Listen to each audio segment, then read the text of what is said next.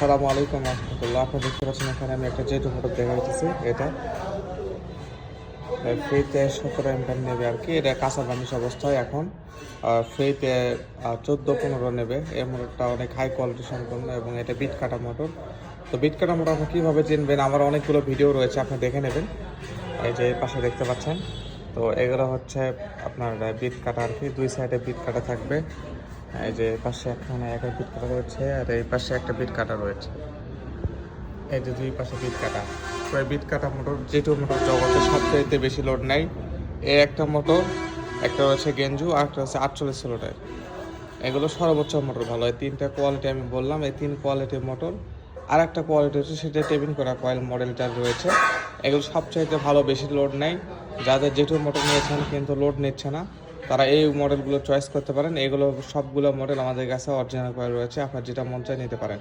তো এই মডেলটা সবচাইতে বেশি লোড নেবে। এটা বিট কাটা এবং এটার রোটার ফিনিশিং অনেক ভালো। ভিতরে এটা অন্যান্য মোটর থেকে এটা তারও বেশি, মোটামুটি বেশি থাকে।